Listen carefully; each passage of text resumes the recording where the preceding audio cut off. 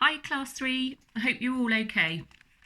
I thought, well, I don't know about you, but I'm really missing our class book that we read together, Sky Song, and I'm really missing our main characters, and I want to know what happens next.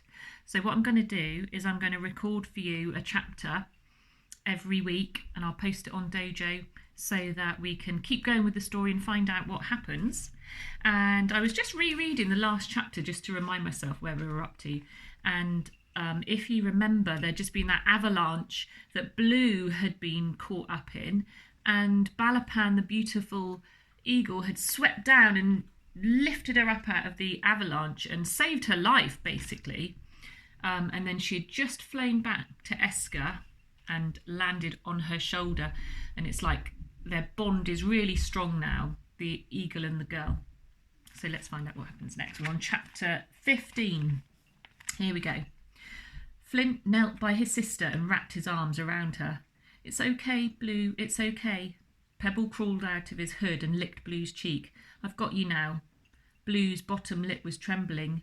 "Snow alive, Flint. It angry. Why the snow angry?" Flint brushed the ice crystals from her furs. "It's gone now, Blue. We're safe. It's all right." And then he turned to face Esker. She was there on the hillside still, just a few metres above them. But this was not the feeble girl he had helped escape Winterfang. This girl was different. Her stance was tough. Her red hair was braided with feathers and plaits, and on her shoulder there perched a golden eagle. It was the same one Flint had seen trapped in the snare before Deep Roots. He could see the scar on its left talon. But what on earth was it doing with Esker? And how had she survived in the wild for so long? He scooped up Pebble and stumbled to his feet, but on seeing Esker, Blue pushed past him. "Esker!" she cried, clapping her hands. "My friend, I miss you." Balapan launched herself into the sky, unsure what to make of the bundle of fur charging towards her. But Blue wasn't fazed. She flung her arms round Esker and squeezed her tight. Esker blushed. "Hello, Blue." The little girl drew back. "Flint looking for you in forest." Flint plucked a clump of ice from Pebble's fur. "Quiet, Blue." She scrunched up her nose. "Flint looking for you, Esker." At night, when Tomkin's sleeping, and today on hunt, always looking with his magic glass. Flint was suddenly glad that his magnifying glass was tucked away in his rucksack and not out in his palm, searching for Esker's tracks, as it had been only a few hours before. "We came out to the foothills to hunt ptarmigan, actually. The tusk guards are patrolling the forest now, and we can't access our usual hunting spots." Blue smiled. "We came to find you, Esker. Flint forget." Flint scowled at his sister. We strayed a little further than previous hunts this morning to find the best ptarmigan. But we didn't expect to stumble into the Ice Queen's enchantments." He looked around the valley. "Because don't forget, the Ice Queen made that avalanche happen, didn't she? Because Esker and Flint were in the valley at the same time. So that was her magic that made the avalanche happen." He looked around the valley. "So, you found another tribe to take you in then?" Esker glanced at Balapan, wheeling above them. Wheeling means kind of circling around in the air. The bird was wary of the visitors, but she could tell that these ones meant no harm. "Yes." Flint frowned. "The Feather Tribe in the Never Cliffs?" "No." Esker picked up her quiver and slung it over her shoulder. "It's just me and Balapan." The eagle cried above them, carving its circles in the bright blue sky. Flint shook his head. "You survived out here in the wild without a tribe?" "I've got a tribe," Esker replied. "It's just not very big yet." "But who taught you to hunt? How did you find shelter?" Esker shrugged. "Balapan." Then she added, "The golden eagle." "But..." Flint's words trailed away. "She showed me the hideaway, then she taught me to hunt," Esker explained. "Fish first, down by the river, then hares up in the burrows on the ridges. Ptarmigan too. Once I'd bent the caribou antler into a bow, strung it with sinew, and fletched my arrows." The words spilled out, toppling over each other in their strangely magnetic way, as Esker negotiated her first proper conversation since leaving Deep Roots. And all the while, Flint listened, his jaw open. "We get along pretty well, Balapan and me, so long as I remember to wash up my dishes after hunts. But I suppose washing up is to be expected in tribes. It's not exactly fun though, is it? She paused. Sorry, I forgot you don't much like talking. Flint was too shocked to speak, but Blue simply rolled her eyes. Keep up, Flint. Esker good hunter. She grinned. Let's eat Esker food. There was a growl of approval from Flint's arms. Pebble hungry too. And Flint was surprised to see that Esker didn't flinch at Blue's demands, or even seem to hold a grudge about what the fur tribe had done to her when she'd asked to be welcomed in. She simply handed Blue the necklace she'd found in the snow and nodded towards the river. This way to the hideaway, she said. Flint was quiet as they walked, and while Blue chatted away to Esker, he glanced up at the eagle soaring over the valley. It didn't seem to be following them exactly, but he could tell that it was watching their every move. Flint knew about the bonds between animals and tribes during hunts. He'd learnt all about that from his pa. But no one had ever spoken of an animal teaching a person the way of the wild. And yet somehow Balapan had helped keep the girl alive, against all the odds. He walked on in silence, but when Esker led them behind the waterfall to the wooden door built into the rock, Flint couldn't hide his astonishment. You found the giant's beard, he stammered. The waterfall that freezes all through the winter and hides Erkenwald's most secret food store? Esker pulled the door open. Well, technically Balapan found it. The eagle settled into its nest on the ledge outside, and Blue patted Esker's back. This is amazing, Esker. Flint stepped inside, and his eyes travelled over the beds, table and chairs, and the little pieces of the wild that Esker had collected. Red quartz from the riverbed on the windowsill. Quartz is a type of stone, isn't it? So it would be kind of like a shiny red stone, I would imagine. And the riverbed is the bottom of the river. So red quartz from the riverbed on the windowsill, pine needles scattered over the floor, and snowy owl feathers twisted round the base of the lamp. It really is, Flint murmured as he closed the door. And then he realised what he'd said and reached for some new words. Snargoyles, that's what we ran into back on the hill. Esker lit the stove while the others took a seat. Snargoyles? So that's what happens when the ice queen calls the hills to obey her? Flint nodded.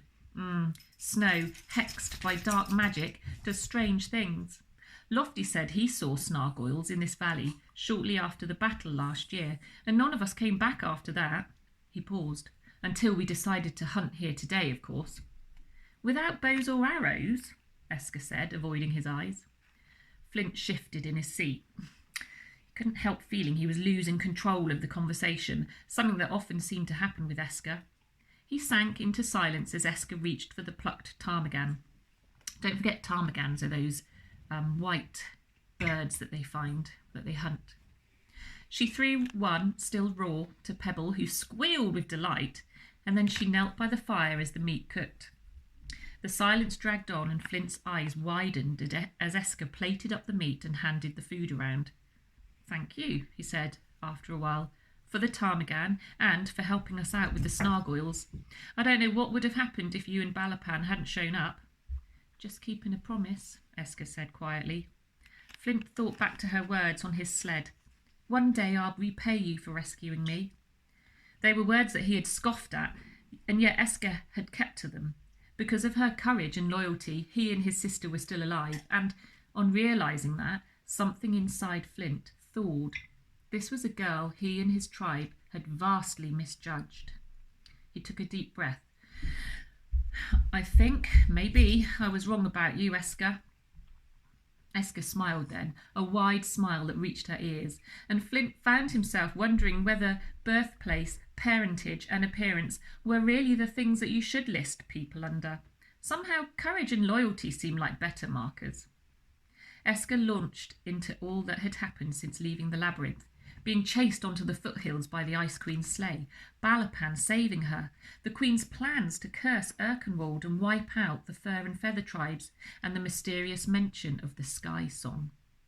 Flint tried to imagine his beloved forest cursed by the Ice Queen's power, trees rotted through, lynx hexed to obey her, the labyrinth destroyed and his whole tribe gone. His heart trembled at the thought. After a while, Blue got up to play with Pebble, but Flint and Esker kept talking through the day, and though he said nothing, Flint couldn't help noticing the change in Esker's voice. Her body was sturdier, that means stronger, and even the way she moved was more decisive. But her voice, although still strangely captivating, was undoubtedly weaker. So her voice is weaker, it's not as strong. Once or twice she tried to clear her throat, as if she could tell there was something wrong and was embarrassed by that fact.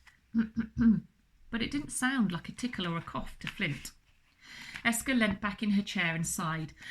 I still don't know who I am, or why my voice is important, or what this sky song is, or even how I'm going to stay hidden from the Ice Queen. I don't think people stop evil by staying hidden. Flint looked through the window at the afternoon shadows cast by the rowan trees. I think they stop it by standing out. Esker pulled her hair back from her face and wound it into a plait. But the midnight sun rises in 5 days. How... Flint gasped and Esker spun around. What? Am I doing the conversation wrong again? Look back at the window for a second, Flint murmured. Then he leant forward and peered at her neck. You have a birthmark just below your hairline. Oh, Esker replied. Is that good or bad? Flint grinned. It's big, the size of my fist, and the pattern is so clear I could have drawn it on. It's the little bear, the constellation of the sky gods. Esker's face paled. The Ice Queen told me that I bore the mark of the gods, that it was the proof that I was cursed. I didn't know what she meant until now. Flint shook his head. You're not cursed, Esker. How do you know? I've got the mark to prove it. Flint shook his head. Because since we've met, you've got me thinking. 2 whole armies of warriors weren't enough to defeat the Ice Queen last summer, and Tompkins' rebellion will be no different, no matter how many extra training sessions he organises. He paused. I know that Erkenwald's magic can be used for good. His face reddened at the words kept secret for so long. And I think your birthmark is a sign that your voice is the key to defeating the Ice Queen. At the mention of her voice, Esker winced, and Flint couldn't help feeling that she had been holding a secret back. She grabbed her spear.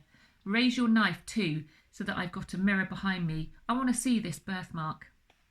Flint did as she asked, and as Esker looked at the constellation stamped on her skin, she swallowed. I was planning to leave for the Nevercliffs today to seek out the Feather Tribe, but then the Snargoyles attacked. She gripped her spear. It's too late to go on now, but I need to set off at first light tomorrow because time is running out. The Feather Tribe might know something about my past or the Sky Song, and to defeat the Ice Queen, I'm going to need to know more than I do now. Flint nodded. Then he was silent for a few minutes. He knew he should be getting back to Tomkin. This was exactly the sort of detour his brother was always warning him about. But Flint's gut was telling him to go on with Esker. He thought of his ma trapped in Winterfang, and Erkenwald emptied of the fur and feather tribes and its rivers, mountains and oceans cursed by the Ice Queen. What if, by journeying to the Nevercliffs with Esker, he could prevent all that? What if he could stage a rescue mission that worked not only for his ma, but for all the other prisoners too, a mission that would make Tomkin proud of him for once? But there was Blue, currently dangling tidbits of food before Pebble, who jumped up and gobbled them down. He couldn't leave her here. She didn't have the coordination to hunt on her own, or the strength to spend nights in the wilderness with no one by her side. But he couldn't tell her to go back to Deeproots. She wouldn't find her way without his help. And going back to the labyrinth with her would mean risking the Tusk Guards and Tompkins' rules. But to come with him, if he went on with Esker, she wouldn't keep up in the Nevercliffs. She wouldn't be able to cope with the dangers around them. I want to come with you, Esker, Flint said quietly. And Esker nodded as if perhaps she could read him a little better than he thought. But Blue, Flint whispered, she'd be slower than us and she wouldn't understand things. Esker watched Blue rolling on the bed with Pebble. We'll look after her, she said. You, me and Balapan. Flint bit his lip. It's a big thing looking after her, bigger than you think. Esker nodded. I know, but that's what tribes do. Flint was taken aback by her words. Not many people had the patience for Blue, and fewer still the understanding. But somehow Esker, an outsider he knew nothing about, seemed to have both, and her acceptance stirred something deep inside Flint's heart. Esker looked around the hideaway. We'll leave at first light after... Blue hurried to the window. Something's there, she said, frowning. Something in the trees. Esker looked over Blue's shoulder. Balapan's still in her nest, Blue. It's okay. She'd let us know if there was anything to worry about. Blue shook her head. Something there. I saw it. Big shape. Flint drew Blue back to the table. Come on, Blue. It was probably just... A shiver rippled through Flint because there were footsteps crunching through the snow outside, accompanied by a low, husky breathing. Someone or something was approaching the giant's beard. Esker grabbed her spear with one hand and Blue with the other. Then Flint edged forward on silent feet before lowering an eye to a small crack in the door. His stomach tilted. White fur, an eye as black as cold. Erkenbear, he whispered, his voice laced with dread.